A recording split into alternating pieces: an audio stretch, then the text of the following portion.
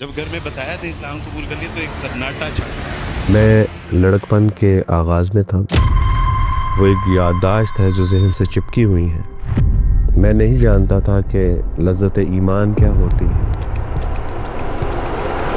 اسلام سے قبل محض ایک جانوروں والی زندگی تھی، کھاتے تھے، پیتے تھے، سوتے تھے، ہپ ہاپ تھا اور من چاہی زندگی تھی۔ مجھ سے میرے شعور نے یہ چند ایک سوال کیے تھے کہ میں کون ہوں، کہاں سے آیا ہوں اور بالآخر مجھے کہاں جانا ہے۔ ایک بار تو میری روح کانپ گئی تھی، کیونکہ میں جانتا تھا کہ جب میں اسلام قبول کروں گا ماں باپ چھوٹ جائیں گے، بہن بھائیوں کو چھوڑنا پڑے گا، جو مال و دولت ہے، جو اہل و عیال ہیں، گھر بار ہے، خاندان ہے، کاروبار ہے، ایک بار تو ان تمام چیزوں سے ہاتھ دھونا ہی پڑے گا۔ میں جب گھر آیا، دروازہ نوک کیا، والد صاحب نے دروازہ کھولا تو چونکہ میں ان کے آبائی دین کو چھوڑ چکا تھا تو انہوں نے کہا کہ گیٹ آؤٹ فرام ہیئر۔ مسیح کے ساتھ غداری کر کے اب گھر کیا لینے آئے؟ بچپن کی ایک محبت تھی، شادی ہونے والی تھی، اس نے بھی کہا کہ اگر آپ نے اسلام قبول کرنا ہے تو پھر مجھے چھوڑنا پڑے گا۔ ایک لمحے کے لیے پیچھے دیکھا تو نہ ماں باپ تھے، نہ بہن بھائی تھے، نہ رشتہ دار تھے، نہ بچپن کی محبت تھی۔ عبدالوارث گل کون ہے؟ کیا آپ اپنی زندگی کے بارے میں کچھ بتائیں گے؟ میرا نام عبدالوارث ہے اور چونکہ فیملی کاسٹ ہماری گل ہے، میں لاہور پنجاب سے میرا تعلق ہے۔ By profession I am a gold Smith, اور اس وقت میں ایک آرگنائزیشن کو دیکھ رہا ہوں جس کا بنیادی مقصد غیر مسلموں میں دعوت و تبلیغ ہے، اور جو لوگ اسلام قبول کرتے ہیں ان کی تعلیم و تربیت ہے، معاشرتی اور سماجی مسائل کے حوالے سے ہم کام کر رہے ہیں۔ آپ نے کس عمر میں محسوس کیا کہ مذہب کا سوال آپ کے لیے اہمیت رکھتا ہے؟ میں لڑکپن کے آغاز میں تھا، لڑکپن میں ہی مجھے اللہ سبحانہ تعالیٰ نے جب شعور عطا فرمایا تو شعور کو میں نے پہلی بار اس وقت محسوس کیا کہ جب مجھ سے میرے شعور نے یہ چند ایک سوال کیے تھے کہ میں کون ہوں، کہاں سے آیا ہوں اور بالآخر مجھے کہاں جانا ہے، اور انہی سوالات کو تلاش کرنے کے لیے میں نے مذہب کا سہارا لیا۔ آپ نے کرسچینٹی میں کیا کمی محسوس کی کہ دوسرے مذاہب پر توجہ دینے کا خیال آیا؟ میں نے محسوس کیا کہ شاید راحت جاں اور تسکین قلب یہ مذہب کے مطالعے سے، اس کے اوپر عمل پیرا ہونے سے میسر آ سکتا ہے، اور ساری زندگی میں نے جس مذہب میں زندگی بسر کی تھی اس مذہب کو جب میں نے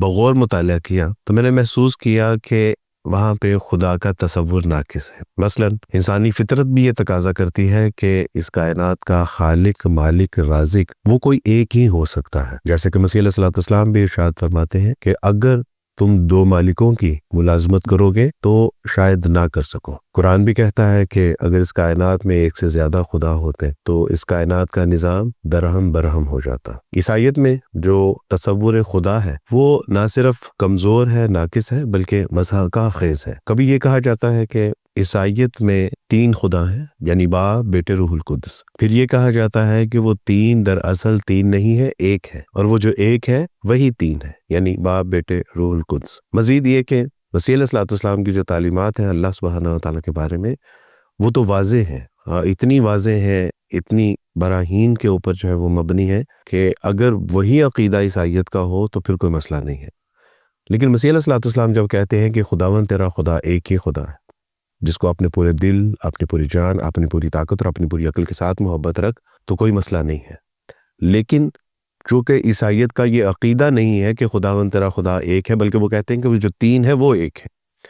اسی طرح موسیٰ علیہ السلام کے 10 احکامات میں سے جو پہلا حکم ہے وہ یہ ہے کہ پہلا حکم خدا کو ماننا، فقط اس کی بندگی اور اسی کو سجدہ کرنا۔ یہاں تک تو بات درست ہے، لیکن جب یہ کہا جاتا ہے کہ تثلیث فی التوحید اور توحید فی التثلیث، جب یہ کہا جاتا ہے کہ مسیح خدا کا بیٹا ہے، بلکہ وہ محض خدا کا بیٹا نہیں ہے بلکہ وہ خدا بھی ہے، تب انسان تذبذب کا شکار ہو جاتا ہے کہ کیا مسیح کا وہ قول درست ہے کہ خداوند تیرا خدا ایک ہی خدا ہے، یا وہ قول درست ہے کہ جو عیسائیت کہہ رہی ہے کہ ایک خدا میں تین شخص ہیں، یعنی باپ، بیٹے، روح القدس۔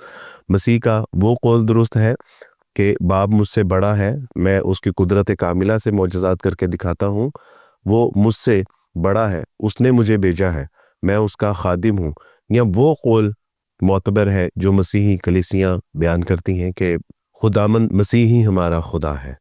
تو یعنی یہ وہ مسائل تھے، نہ صرف یہ کہ تصور خدا میں نقص تھا، اس میں مسائل تھے، بلکہ مسیح علیہ الصلوۃ والسلام کے جو اللہ کے مقرب ہونے کے حوالے سے، اس کے خادم ہونے، اس کا نبی اور رسول ہونے کے حوالے سے، بلکہ اس کے کامل انسان ہونے کے حوالے سے یہ بھی وہاں پہ خاص سے مسائل تھے۔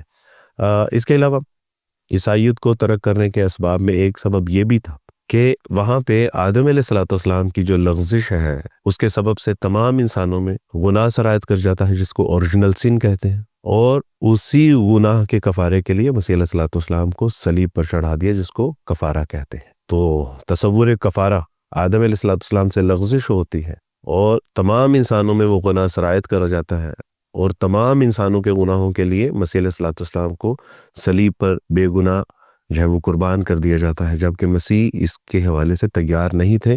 وہ کہتے ہیں اکارڈنگ ٹو بائبل کہ اے خدا، اگر یہ موت کا پیالہ مجھ سے ٹل سکتا ہے تو ٹال دیجیے۔ اور پھر مسیح کو جب اکارڈنگ ٹو بائبل صلیب پر چڑھایا جاتا ہے تو وہ کہتے ہیں کہ ایلی ایلی لما شبقتنی، اے خدا تو نے مجھے تنہا کیوں چھوڑ دیا۔ تو یہ یعنی اس طرح کے بے شمار عقائد و نظریات ہیں کہ جو عیسائیت کی تعلیمات کو مشکوک کر دیتے ہیں، جو عیسائیت کے عقائد و نظریات کو جو ہے وہ بالکل ناقص کر دیتے ہیں۔ یہی وجہ ہے کہ آج دنیا جب مسیحی تعلیمات کا مطالعہ کرتی ہے تو نہ شرح صدر ہوتا ہے، نہ تسکین قلب میسر آتا ہے، نہ راحت جام میسر آتی ہے، بلکہ وہ تذبذب کا شکار ہو جاتے ہیں، کانٹراڈکشن کا شکار ہو جاتے ہیں، اور ایک اچھا مسیحی بننا تو دور، وہ عیسائیت کو ہی نظر انداز کر کے اعلان برات کر دیتے ہیں۔ مذاہب تو بہت تھے، پھر آپ نے اسلام کو ہی کیوں پسند کیا؟ جیسے کہ میں نے آپ سے عرض کی کہ عیسائیت میں جہاں مسائل تھے، عیسائیت میں تو محض 3 خداؤں کا تصور تھا۔ جب میں نے ہندو مت کا مطالعہ کیا تو وہاں پہ بھی 3 خداؤں کے ساتھ 33 کروڑ خداؤں کا تصور بھی تھا۔ جب میں نے بدھازم کا مطالعہ کیا وہاں پہ بھی مانا تو ایک کو ہی جاتا ہے، لیکن اس کے سوا یعنی حشرات میں بھی اللہ سبحانہ و تعالیٰ کے اوتار کا تصور موجود ہے۔ پھر ہندو مت کے مطالعے کے ساتھ ساتھ سکھ مت کا مطالعہ اور دیگر مذاہب کا جب مطالعہ کیا تو جو تصور توحید ہے وہ کہیں نہیں ملا، کہ جو فطرت کا تقاضا ہے، جو انسان یعنی انسان طبعاً اور فطرن اس بات کو بہت کمفرٹیبلی ڈائجسٹ کر لیتا ہے کہ اس کائنات کا کوئی ایک بنانے والا ہے۔ اللہ سبحانہ و تعالیٰ کی توفیق سے جب میں نے اسلام کا تصور توحید دیکھا تو کیا خوبصورت بات تھی اس میں۔ اسلامی عقائد و نظریات کا وہ ایسا ایک خلاصہ ہے کہ انسان ہش ہش کر اٹھتا ہے۔ مشرکین مکہ جب پوچھتے ہیں کہ نبی آپ نے تو کہہ دیا لکم دینکم ولی دین، نہ تم ہمارے دین کی عبادت کرتے ہو، نہ تم ہمارے رب کی عبادت کرتے ہو، نہ ہم تمہارے رب کی عبادت کرتے ہیں، تو پھر آپ جس کے رب کی عبادت کرتے ہیں اس کا نسب نامہ کیا ہے، ذرا اس کا تو بیان کیجئے۔ تو اللہ سبحانہ و تعالیٰ نے تب سورہ اخلاص نازل فرمائی اور فرمایا کہ قل هو اللہ احد، محمد صلی اللہ علیہ وسلم آپ فرما دیجئے کہ تیرا رب واحدہ و یکتا ہے، اکیلا ہے، تنہا ہے، اللہ الصمد، وہ بے نیاز ہے، وہ ہر شے سے بے نیاز ہے، بلکہ اس کے سوا جو بھی کائنات میں چیز ایگزسٹ کرتی ہے وہ اس کی محتاج ہے، لیکن وہ کسی کا محتاج نہیں ہے، نہ اولاد کا، نہ ماں باپ کا، نہ بہن بھائیوں کا، نہ ریاست کا، نہ سیاست کا، نہ راحت و آرام کا، نہ کھانے پینے کا، نہ خوشی کا، نہ غم، وہ کسی چیز کا محتاج نہیں ہے۔ لم یلد ولم یولد، نہ اس نے کسی کو جنا ہے، جس طرح کہ تم عقیدہ بنا کر بیٹھے ہوئے ہو کہ عزیر علیہ السلام خدا کے بیٹے ہیں، جیسے عیسائی عقیدہ بنا کر بیٹھے ہوئے ہیں کہ مسیح علیہ السلام خدا کے بیٹے ہیں، جیسے ہندو عقیدہ بنا کر بیٹھے ہوئے ہیں کہ برہما جو ہے وہ اس کائنات کا خالق ہے اور تمام انسان اس کی اولاد ہیں، اور اس طرح بے شمار لوگ جو اللہ سبحانہ و تعالیٰ کی اولاد بنا کر بیٹھے ہیں، یہ تمام باطل عقائد ہیں۔ لم یلد ولم یولد، نہ اس نے کسی کو پیدا کیا ہے، نہ وہ کسی سے پیدا ہوا ہے۔ وَلَمْ يَكُنْ لَهُ كُفُوًا أَحَدٌ، وہ تو واحدہ و یکتا ہے، اس کی مثل کوئی نہیں ہے، نہ ریاست میں، نہ سیاست میں، نہ معاملات میں، نہ کردار میں، نہ اوصاف میں، نہ حسن و جمال میں، اس جیسا کوئی نہیں۔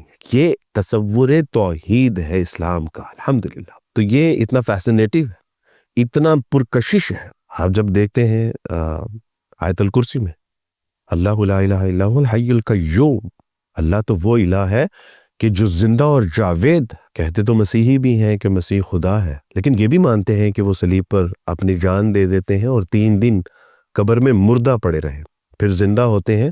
سوال یہ ہے کہ ان 3 دنوں میں کائنات کا نظام کون چلاتا ہے؟ اللہ سبحانہ و تعالیٰ سے زندہ قرآن، اللہ لا الہ الا هو الحی القیوم، وہ تو زندہ جاوید ہے، ہمیشہ سے ہے، ہمیشہ رہنے والا ہے۔ اللہ لا الہ الا هو الحی القیوم لا تأخذہ سنۃ ولا نوم، تم کہتے ہو ظالموں کے خدا کو موت آ گئی. خدا موت نیند تو دور، اس کو تو اونگ بھی نہیں آتی. جو کندھے باری ہونے والی کیفیت ہے اس کی ذات تو اس سے بھی پاک ہے. سینہ کندھے باری ہونے کی کیفیت کو کہتے ہیں.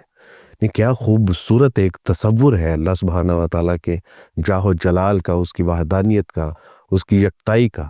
اور پھر اللہ سبحانہ و تعالیٰ جب بطور الہ تعارف کرواتے ہیں، بطور رب تعارف کرواتے ہیں، بطور خالق تعارف کرواتے ہیں، اس کی مثل کوئی نہیں ہے. تو یہ اتنا خوبصورت تصور توحید ہے کہ سچی بات ہے کہ آپ اس دنیا کے تمام مذاہب کو اٹھا کے ان کا مطالعہ کیجئے، ان کے خداؤں کا. اسلام سے بہتر سے بھی بہترین تصور آپ کو کہیں سے نہیں ملے گا الحمدللہ. اور یہ وہ ہے کہ جیسا اللہ سبحانہ و تعالیٰ نے اپنا تعارف پیش کیا ہے، اسلام ویسا تعارف پیش کرتا ہے الحمدللہ. اس لمحے کو بیان کیجیے جب آپ نے مسلمان ہونے کا فیصلہ کیا اور جب آپ نے کلمہ پڑھا، اس وقت کیا احساسات تھے؟ وہ ایک یادداشت ہے جو ذہن سے چپکی ہوئی ہے کہ جب میں نے عیسائیت اور اسلام کا ایک لمبے عرصے تک مطالعہ کیا، لمبے عرصے کے بعد جب مجھے شرح صدر حاصل ہو گیا کہ الحمدللہ اسلام اس کائنات کا وہ دین ہے کہ جس کے مطابق زندگی بسر کرنے پہ ہی اللہ کے یہاں کامیابی اور کامرانی میسر آ سکتی ہے. اور جب میں نے اس بات پہ غور و فکر کیا کہ اسلام قبول کرنے کے بعد وہ کون کون سے ایسے حوادث ہیں جو رونما ہوں گے، تو ایک بار تو میری روح کانپ گئی تھی، کیونکہ میں جانتا تھا کہ جب اس میں اسلام قبول کروں گا ماں باپ چھوٹ جائیں گے، بہن بھائیوں کو چھوڑنا پڑے گا، جو مال و دولت ہے، جو اہل و عیال ہیں، گھر بار ہے، خاندان ہے، کاروبار ہے، ایک بار تو ان تمام چیزوں سے ہاتھ دھونا ہی پڑیں گے. دوسری طرف یہ بھی ایک چیلنج تھا کہ کیا مجھے سوسائٹی کا مسلمان بننا ہے یا واقعتاً قرآن و سنت کا مسلمان بننا ہے. اور اگر میں ایک قرآن و سنت کا مسلمان بنتا ہوں تو کیا یہ معاشرہ مجھے قبول کرے گا، اور اگر میں سوسائٹی والا مسلمان بنتا ہوں تو کیا اللہ مجھے قبول کریں گے. یہ میرے لیے ایک چیلنج تھا. لیکن الحمدللہ جب اس بات کا احساس پیدا ہوا کہ اللہ کے یہاں ہر شخص کو فردن فردن پیش ہونا ہے، اور یہ مال و دولت، یہ دنیا کی رعنائیاں، یہ سہولتیں، یہ عیش و آرام، یہ تو آنی جانی شے ہے. اور اگر میں نے اللہ سبحانہ و تعالیٰ کی اطاعت اور اتباع اختیار کی تو ممکن ہے کہ اللہ سبحانہ و تعالیٰ اس سے بہتر عطا فرما دے. اور اگر یہ تمام نعمتیں میسر آئیں گی اور میں نے اللہ کی نافرمانی اختیار کی تو ممکن ہے کہ یہی نعمتیں میرے لیے وبال جان بن جائیں. لہٰذا اس وقت میں نے یہ فیصلہ کیا کہ سہولت ہو یا مشکل ہو، بہرحال مجھے اللہ سبحانہ و تعالیٰ کا حکم مانتے ہوئے اس واحدہ و یکتا الہ پر ایمان لانا ہے، اور اس کا حکم مانتے ہوئے آخری نبی حضرت محمد صلی اللہ علیہ وسلم کی اطاعت اور اتباع اختیار کرنی ہے، اور اس محمد صلی اللہ علیہ وسلم پہ اترنے والا قرآن اس کے مطابق اپنی زندگی بسر کرنی ہے. تو یہ الحمدللہ میرے لیے ایک خوشی کا موقع تھا، اور الحمدللہ وہ میرا اسلام قبول کرنے کا فیصلہ میری زندگی کا سب سے بہترین فیصلہ ٹھہرا. آپ کے خاندان کا اس فیصلے پر کیا رد عمل تھا؟ یقیناً میں نے ان کے دین کو چھوڑا تھا جس کو وہ اپنا معبود سمجھتے تھے. میں اس کو ایک عبد صالح نبی اور رسول مانتا تھا، اور جب میں نے ان کے دین کو چھوڑ کے ہلکا بگوش اسلام ہوا، اللہ سبحانہ تعالیٰ کا دین حق قبول کیا، تو یقیناً ان کے لیے یہ کسی صورت نہیں خوش آئند نہیں تھا. ان کو ایک آنکھ یہ بات نہیں بھائی. اللہ سبحانہ تعالیٰ کی توفیق سے میں نے بھی صبر کیا، انہوں نے جبر کیا. دین آئی واز ان دبئی. جب میں پاکستان واپس آیا تو ایئرپورٹ پہ میری نظریں میرے اپنوں کو تلاش کر رہی تھیں، لیکن مجھے وہاں کوئی لینے کے لیے نہیں آیا تھا. میں جب گھر آیا، دروازہ نوک کیا، والد صاحب نے دروازہ کھولا تو میری شکل کو دیکھ کے، باوجود اس کے کہ میں کئی سال بعد پاکستان لوٹ رہا تھا، ہونا تو یہ چاہیے تھا کہ وہ میرا ماتھا چومتے، مجھے گلے سے لگاتے، لیکن چونکہ میں ان کے آبائی دین کو چھوڑ چکا تھا، دین حق قبول کر چکا تھا، تو انہوں نے کہا کہ گیٹ آؤٹ فرام ہیئر. یعنی مسیح کے ساتھ غداری کر کے اب گھر کیا لینے آئے، یعنی ہماری ناک کٹوا دی اور گھر کیا لینے آئے. بھائیوں نے کہا کہ آپ اگر مسیح علیہ السلام کا انکار کر سکتے ہیں، آپ ہمارے ساتھ کیا عہد و پیمان نبھائیں گے. بہنوں نے کہا کہ ہم تو سسرال والیاں ہیں، ہم چاہیں بھی تو آپ کے ساتھ تعلق نہیں رکھ سکتی ہیں، ہمیں اپنے خاندان میں فیس سیونگ چاہیے. ہاں، بچپن کی ایک محبت تھی، شادی ہونے والی تھی. اس نے بھی کہا کہ اگر آپ نے اسلام قبول کرنا ہے تو پھر مجھے چھوڑنا پڑے گا، آپ کے پاس ایک ہی آپشن ہے، میں یا اسلام. ایک لمحے کے لیے پیچھے دیکھا تو نہ ماں باپ تھے، نہ بہن بھائی تھے، نہ رشتہ دار تھے، نہ بچپن کی محبت تھی، لیکن آگے اللہ تھے، رسول اللہ تھے، کتاب اللہ تھی، اور مسلمانوں کی صورت میں بہترین بہن بھائی تھے، سر پہ دست شفقت رکھنے والی مائیں تھیں، باپ کی صورت میں اساتذہ کرام تھے. الحمدللہ رضیت باللہ ربا و بالاسلام دینا و بمحمد نبیہ. کیا آپ کی فیملی میں سے بھی کوئی مسلمان ہوا؟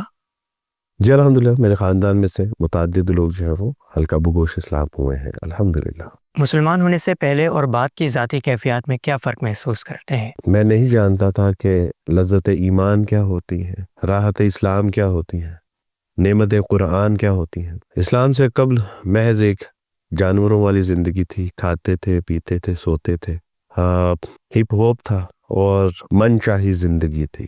اسلام قبول کرنے کے بعد اللہ سبحانہ و تعالیٰ نے بتایا کہ what is the purpose of your life, تم کون ہو، کہاں سے آئے ہو، تمہاری زندگی کا مقصد کیا ہے، اور اگر اللہ سبحانہ و تعالیٰ کے یہاں من چاہی زندگی چاہتے ہو تو یہاں رب چاہی زندگی بسر کرو۔ اور الحمدللہ رب چاہی زندگی میں بھی وہ راحت و آرام ہے، تسکین قلب ہے، راحت جاں ہے کہ جب آپ اپنی اللہ سبحانہ و تعالیٰ کی اطاعت اور اتباع میں زندگی بسر کرتے ہیں تو اللہ سبحانہ و تعالیٰ اطمینان قلب عطا فرماتے ہیں، راحت جاں عطا فرماتے ہیں اور سکون قلب عطا فرماتے ہیں۔ اور یقیناً یہ کائنات کی نعمتوں میں سے بہت بڑی نعمت ہے کہ آپ کو سکون میسر آ جائے۔ الحمدللہ پہلے من چاہی زندگی تھی اور اب رب چاہی زندگی ہے، یہ ایک بہت بنیادی فرق ہے الحمدللہ۔ آپ کرسچن کمیونٹی کو کیا پیغام دینا چاہیں گے؟ میں اپنے مسیحی بہن بھائیوں کو یہ پیغام دینا چاہوں گا کہ میں انہی کا خون ہوں۔ میں ساری دنیا سے بھی جھوٹ بولتا تو ان سے جھوٹ نہ بولتا۔ واللہ آپ کو ایک بار دل کی نگاہوں سے بائبل کا مطالعہ کرنا چاہیے۔ آپ کو مسیح علیہ السلام کا پیغام دل کے کانوں سے سننا چاہیے۔ مسیح علیہ السلام نے کبھی اس بات کا دعویٰ نہیں کیا کہ وہ خدا ہے۔ مسیح علیہ السلام نے کبھی اس بات کا دعویٰ نہیں کیا کہ وہ انسان کے روپ میں خدا ہے جو زمین پہ نازل ہوا ہے۔ مسیح علیہ السلام نے کبھی اس بات کا دعویٰ نہیں کیا کہ اگر اس کے ابن اللہ اگر اس کی مصلوبیت کے اوپر ایمان لائیں گے تو ان سے آخرت میں کوئی حساب کتاب نہیں ہوگا، بلکہ مسیح علیہ السلام تو بحیثیت ایک نبی، ایک رسول دنیا کو گناہوں سے توبہ کی تلقین کے لیے تشریف لائے تھے۔ مسیح علیہ السلام نے بتایا کہ ہو از یور لارڈ، تمہارا کائنات، تمہارا خالق، مالک، تمہارا کائنات کا پیدا کرنے والا کون ہے۔ مسیح علیہ السلام تو بتانے والے تھے کہ اس کی بڑائی، اس کی حمد و ثنا بیان کرو۔ مسیح علیہ السلام نے بتایا تھا کہ اس کی نافرمانی سے بچو۔ مسیح علیہ السلام فرمانے کے لیے آئے تھے کہ اس کی اطاعت اور اتباع کرو۔ مسیح علیہ السلام یہ بتانے کے لیے نہیں آئے تھے کہ میں الہ ہوں، میں خدا کا بیٹا ہوں، میری اطاعت و اتباع کرو، میری عبادت کرو۔ قطعاً مسیح علیہ السلام کے الفاظ جو قرآن نے نقل کیے ہیں وہ ان اللہ ربی و ربکم فاعبدوہ ھذا صراط مستقیم، بے شک میرا اور تیرا رب اللہ ہے، بس اسی کی عبادت کرو اور یہی سیدھا راستہ ہے۔ میرا اپنے مسیحی بہن بھائیوں کے لیے پیغام ہے کہ وہ ایک بار مسیحی تعلیمات کو دل کے کانوں اور دل کی نگاہوں سے پڑھیں اور اسلام کا مطالعہ کر کے دیکھیں، واللہ ان کو اللہ سبحانہ و تعالیٰ ضرور حق کا راستہ واضح فرما دیں گے۔ بہت شکریہ عبدالوارث گیلاگ کا۔ بارک اللہ فیکم۔